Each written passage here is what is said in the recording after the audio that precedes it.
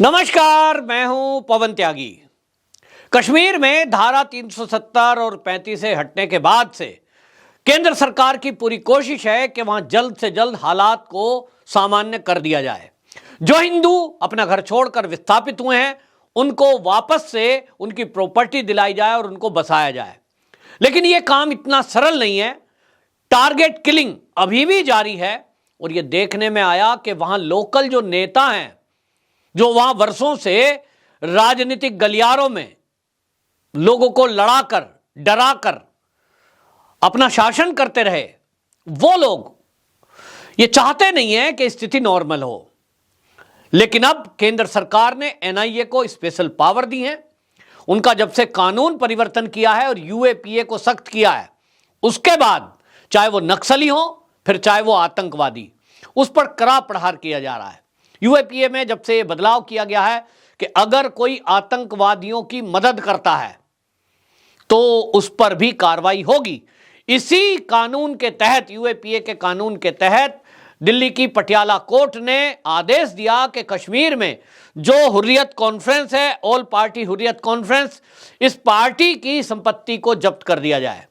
तो श्रीनगर स्थित इनका जो मुख्यालय है, उस कार्यालय में पहले नोटिस लगाया गया कोर्ट के आदेश का, और उसके बाद ये मुख्यालय जो है इसको जब्त कर लिया है, कुर्क कर लिया है एनआईए ने। अब इस कार्रवाई से जितने भी अलगाववादी ताकते हैं कश्मीर के अंदर, उसमें हड़कंप मच गया है, क्योंकि कोई सोच नहीं सकता था कि इन नेताओं पे कभी कोई हाथ भी डाल सकता है। लेकिन आपको बता दूं कि आपको कश्मीर में क्या कार्रवाई केंद्र कर रहा है, ये जनरली खबरों में दिखाई नहीं देगा। बस केवल खबरों में अगर प्रचारित है तो ये चीज प्रचारित है कि साहब वहां टारगेट किलिंग हो रही है, हिंदुओं को मारा जा रहा है, स्थिति अभी भी सामान्य नहीं है। उसको लेकर के जम्मू में जगह जगह प्रदर्शन भी हो रहे हैं। लेकिन असली वास्तविकता यह है कि केंद्र सरकार कश्मीर को लेकर काफी गंभीर है।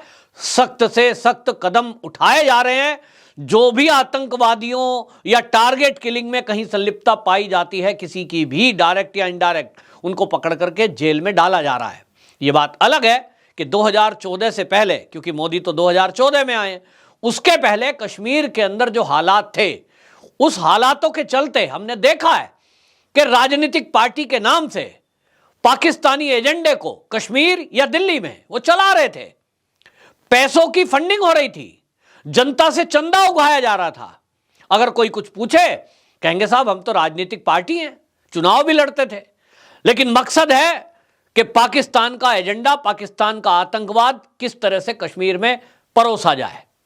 लेकिन केंद्र ने अब इस चीज को समझा और यूएपीए के कानून में सख्ती करके एनआईए को बाकायदा कश्मीर में ऐसे लोगों को चिन्हित करके कार्रवाई करने का काम दिया है। और इसी के तहत आपको बता दूं कि वहां पे 2019 में जब यह धारा 370 और 35 से हटी, उसी समय जो इसके अध्यक्ष हैं हुर्रियत कॉन्फ्रेंस के, all India party Hurriyat conference के जो अध्यक्ष हैं मीर वाइज, वो अपने घर में 3 साल से नजरबंद है। सोच सकते हो आप कि कभी कांग्रेस के कार्यकाल में ऐसा सोच भी सकता था कोई? इनको नजरबंद करेंगे। नजरबंद करने के नाम पे अगर कुछ करते भी थे तो ड्रामा करते थे। लेकिन आज केंद्र ने इनको वहां उनके घरों में कैद कर दिया है। एक तरह से जेल में ही है, कोई एक्टिविटी कर नहीं सकते, बाहर जा नहीं सकते, क्योंकि ये अपने बयानबाजी से बाज नहीं आते।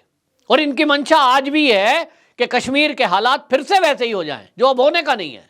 क्योंकि सीमा पार से अब आतंकवाद उतना नहीं है, इक्का दुक्का कोई आता है, 20 से 24 घंटे के अंदर मार गिराया जाता है।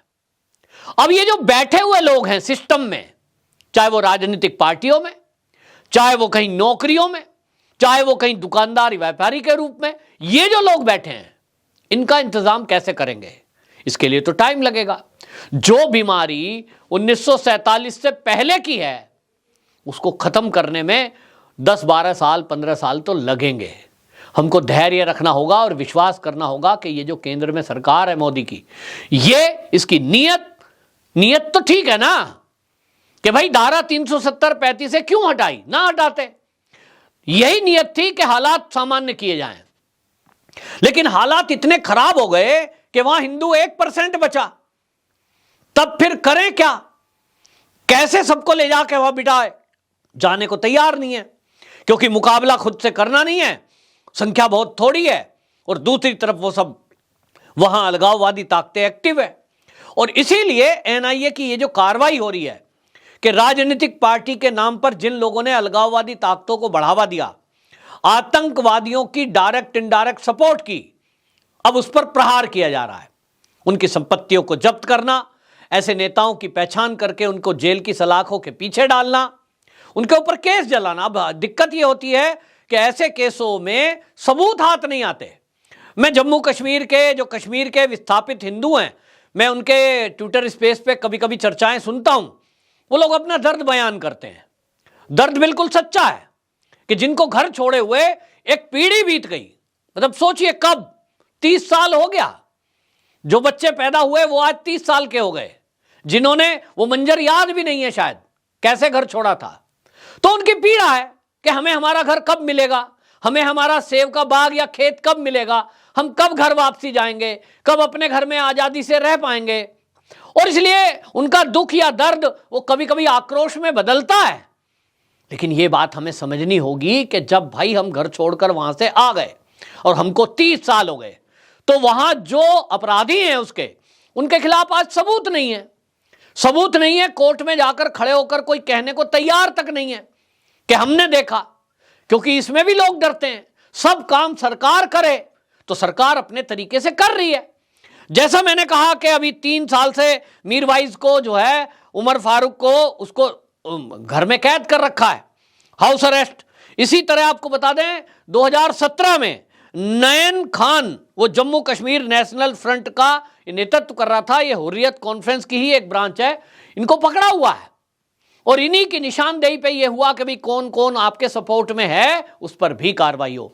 अब एक तरफा तो ऐसा हो नहीं सकता ना, इस देश में कोई कानून ऐसा तो है नहीं कि भाई सारे कश्मीरी जितने भी हैं, आप कोई आदमी खड़ा होकर नाम बताए कि साहब ये भी था, ये भी था, ये भी था। बिना कोर्ट के ट्रायल किसी व्यक्ति को उठा करके कोई नदी में तो फेंक नहीं सकता, उनको जेल में नहीं डाल सकते। ये कोई कानून थोड़ा ही है। हमारे देश का एक कानून है या न्यायपालिका है, वहां सबूत चाहिए होते हैं, सबूतों के आधार पर जज फैसला करते हैं।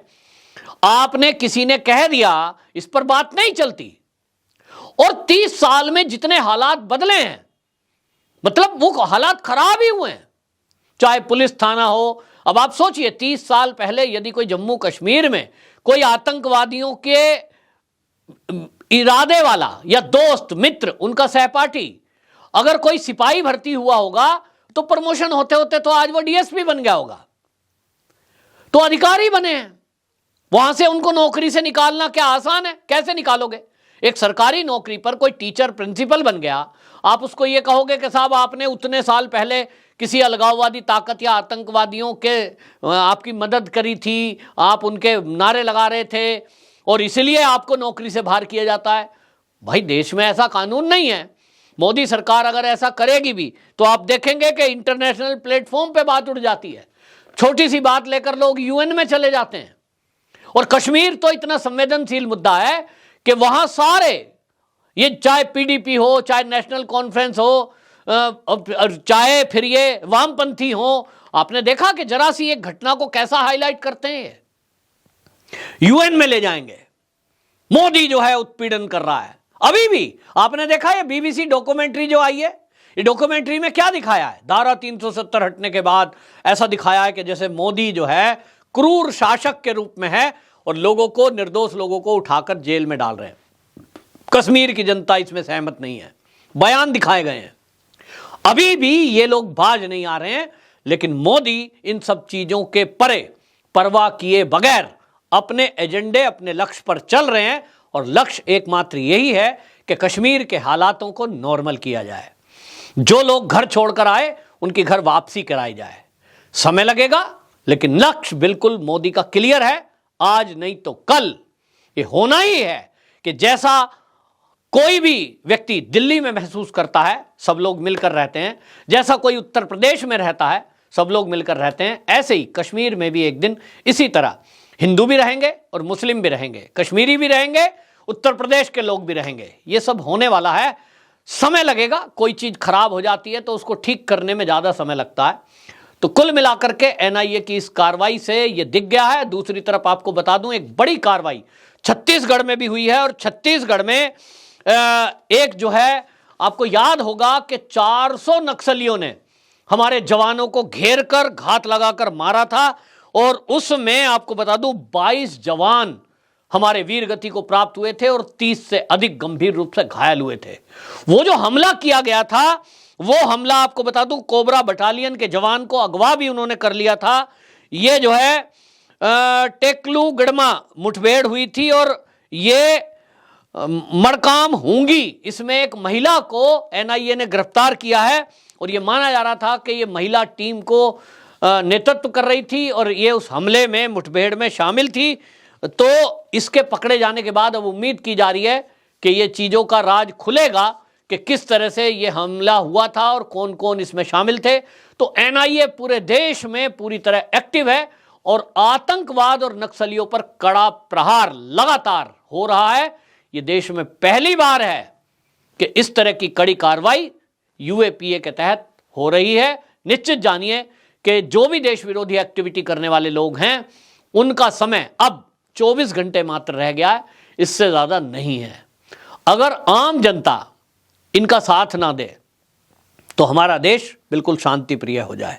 लेकिन दुर्भाग्य से नक्सली हों या आतंकवादी, कई बार लोकल लोग इनकी मदद करते हैं, इनको छुपाने में मदद करते हैं, या डर के मारे नहीं बताते हैं, जिसके कारण जो हमारी सुरक्षा एजेंसियां हैं उनका काम थोड़ा सा कठिन हो जाता है। लेकिन मोदी सरकार के जिस तरह से इरादे हैं बिल्कुल स्पष्ट हैं। आतंकवाद पर जीरो टॉलरेंस नीति के तहत काम किया जा रहा है। अब यदा कदा कुछ घटनाएं आपको सुनने को मिलती हैं, लेकिन अधिकांश घटनाओं में कार्रवाई तुरंत होती है। वंदे मातरम।